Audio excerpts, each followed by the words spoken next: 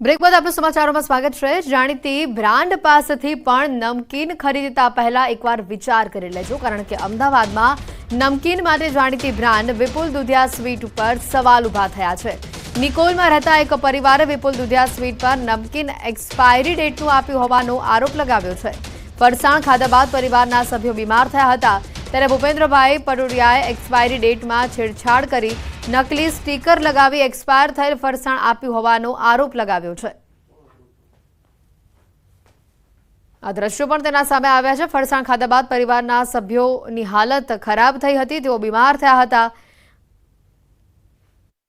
અમે અમદાવાદની નામચીન એવી વિપુલ દુધિયા સ્વીટ્સમાંથી ફૂડ પેકેટ્સ ખરીદ્યા। એ ફૂડ પેકેટ્સ ખોલીને એમાંનું એક વસ્તુનું ટેસ્ટિંગ કરતાં એવું માલુમ પડ્યું કે જે બિલકુલ ખાવા લાયક નથી। તો જે રીતની આ ઘટના સામે આવી છે, વધુ માહિતી મેળવીશું। ફોન લાઈન ઉપર સંવાદદાતા પ્રણવ જોડાઈ ચૂક્યા છે। પ્રણવ, વિપુલ દુધિયા ઘણી નામચીન કંપની અને એના પર એ કંપની ઉપર જે આરોપ લગાવાયો છે કે સ્ટીકર સાથે એક્સપાયરી ડેટના સ્ટીકર સાથે છેડછાડ કરવામાં આવી છે। ચોક્કસ નિકોલના એક પરિવારે આ વિડીયો છે તે બનાવ્યો છે અને તેને કડવો અનુભવ થયો છે।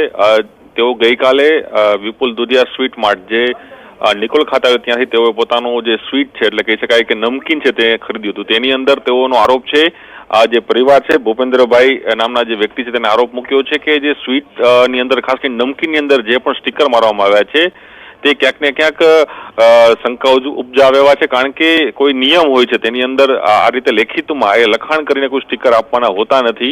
એ પ્રકારના સ્ટીકરો હાલ અહીં આપવામાં આવ્યા છે। તેને લઈને તે પોતાના જે પરિવાર છે તેના બે સભ્યો પણ આ વસ્તુ ખાવાથી બીમાર થયા છે તે પ્રકારનો તેઓ આરોપ પણ લગાડ્યો છે।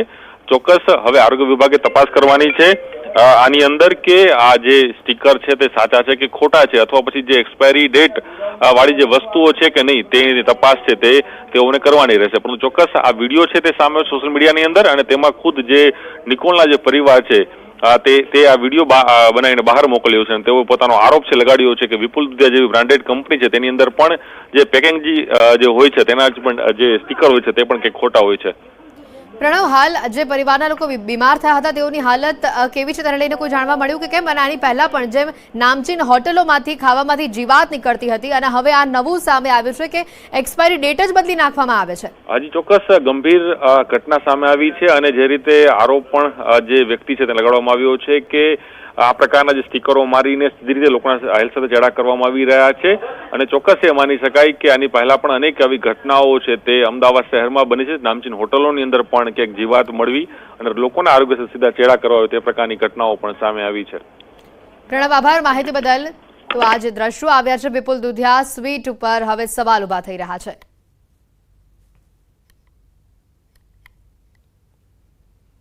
ધોરાજીથી સમાચાર આવી રહ્યા છે, જ્યાં કારમાં ભીષણ આગની ઘટના સામે આવી છે અને જેને લઈને અફરાતફરી મચી જવા પામી।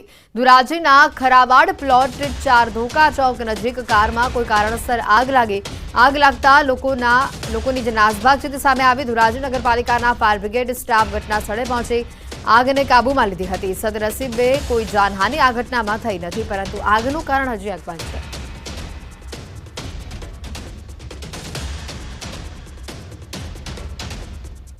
સુરતના કડોદરામાં ઊભી રહેતી સિટી બસને લઈને હવે જનતાએ હોબાળો મચાવ્યો છે। 1 વર્ષ પહેલા ટિકિટ બોક્સ મૂકવામાં આવ્યું હતું, પરંતુ આજ દિવસ સુધી ટિકિટ બોક્સ ખુલ્લું ન મુકાતા લોકો કાળઝાળ ગરમીમાં શેકાઈને ટિકિટ લેવા મજબૂર બન્યા છે। અસહ્ય તાપમાં નાના બાળકો, મહિલાઓ અને વૃદ્ધો તડકામાં ઊભા રહેવા મજબૂર બનતા જનતા રોષે ભરાઈ છે। છેવટે અસહ્ય ગરમીથી ત્રાહિમામ પોકારેલા મુસાફરોએ ભેગા મળીને ટિકિટ બોક્સનું તાળું તોડીને જાતે જ ટિકિટ બોક્સનું ઉદ્ઘાટન કર્યું હતું।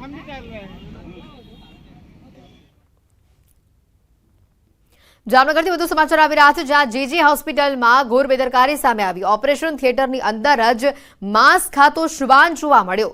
સિક્યોરિટી અને હોસ્પિટલ તંત્રની આ ગંભીર બેદરકારી સામે આવી છે। જીજી હોસ્પિટલમાં અવારનવાર શ્વાનનો આતંક સામે આવે છે। ઓપરેશન થિયેટર સુધી શ્વાન કેવી રીતે પહોંચ્યું તે અંગે હાલ મોટા સવાલો ઊભા થઈ રહ્યા છે। ત્યારે ન્યૂઝ 18 પણ આ મામલે સવાલ કરી રહ્યું છે, આ બેદરકારી કોની છે? હોસ્પિટલમાં કેવી રીતે શ્વાન મોઢામાં માંસનો ટુકડો લઈને પહોંચ્યો? શું સિક્યોરિટી ગાર્ડને તે નજરે ન પડ્યું? હોસ્પિટલના અન્ય કોઈ સ્ટાફને પણ નજરે ન પડ્યું? વારંવાર કેમ આવા દ્રશ્યો સામે આવતા રહે છે? આવા અનેક સવાલ ન્યૂઝ 18 ગુજરાતી પણ કરી રહ્યું છે. શું હોસ્પિટલની સિક્યોરિટી માત્ર કાગળ ઉપર જ છે?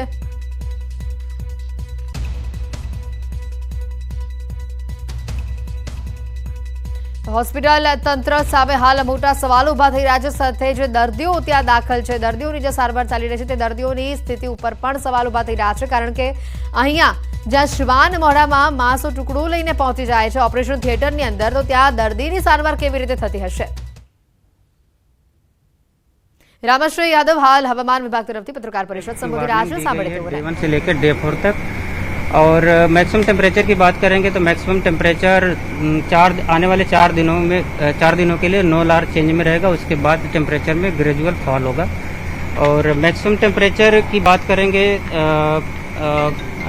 अहमदाबाद और गांधीनगर के लिए तो कल अहमदाबाद का 45.9 और गांधीनगर का 45.7 मैक्सिमम टेम्परेचर रिकॉर्ड हुआ था। और पूरे ओवरऑल गुजरात स्टेट की बात करेंगे तो सबसे ज़्यादा टेम्परेचर 46.1 कांडला में रिकॉर्ड हुआ था। और हीट वेव वार्निंग की बात करेंगे तो अहमदाबाद और गांधीनगर के लिए आज और कल के लिए रेड अलर्ट है। और ऑरेंज अलर्ट के लिए जो आने वाले 4 दिनों के लिए जहां पे हीट वेव की वार्निंग दी गई है वो डिस्ट्रिक्ट है गुजरात रीजन के आनंद, बनासकांठा, साबरकांठा, पाटन, महसाना, सूरत, वलसाड़, बड़ोदरा, खेड़ा, अरावली, छोटा उदयपुर और पंचमहल। और सौराष्ट्र रीजन के जो ज़िले हैं जहां पे आने वाले 4 दिनों के लिए हीट वेव वार्निंग के लिए ऑरेंज अलर्ट दिया गया है वो डिस्ट्रिक्ट है मोरबी, सुरेंद्रनगर, राजकोट, बोटाड, अमरेली, भावनगर, जूनागढ़ और कच्छ है। और आने वाले 5 दिनों के लिए डिस्कम्फर्ट कंडीशन कोस्टल एरिया में गुजरात और सौराष्ट्र दोनों एरिया में बनी रहेगी। और विंड की बात करेंगे तो जो विंड लैंड रीजन पे पूरे गुजरात स्टेट में जो विंड प्रिवेल करेगी वो विंड होगी generally north westerly wind prevail करेगी। ज़्यादातर जगह पे ऑरेंज अलर्ट दिया गया है। और अहमदाबाद और गांधीनगर के लिए आज और कल के लिए रेड अलर्ट है। सर, अहमदाबाद में टेम्परेचर कहाँ तक जा सकता है आज का जो अहमदाबाद और गांधीनगर के लिए जो टेम्परेचर का फोरकास्ट दिया गया है वो 46 डिग्री सेल्सियस के आसपास रहेगा। वार्म नाइट है? वार्म नाइट की कोई वार्निंग नहीं है। सर, कारण क्या है इतनी गर्मी का? अभी नॉर्थ वेस्टर्ली विंड प्रिवेल कर रही है तो जो विंड आ रही है वो पाकिस्तान और राजस्थान रीजन से आ रही है जिसके कारण हीटिंग ज़्यादा हो रही है। और ये जो टेम्परेचर रहेगा आने वाले 4 दिनों के लिए 9 लार चेंज में रहेगा। उसके बाद 4 दिनों के बाद टेम्परेचर में ग्रेजुअल फॉल होगा। कितना फॉल होगा सर?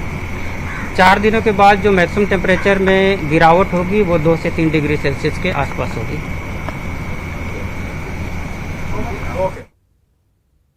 बुलेटिन में अत्यारे फक्त आटલું જ. રજા આપશો. નમસ્કાર.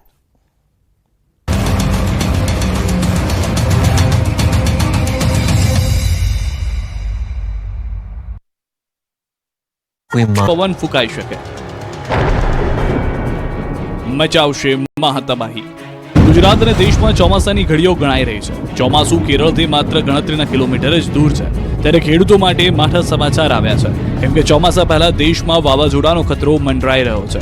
આ વખતે વાવાઝોડું તબાહી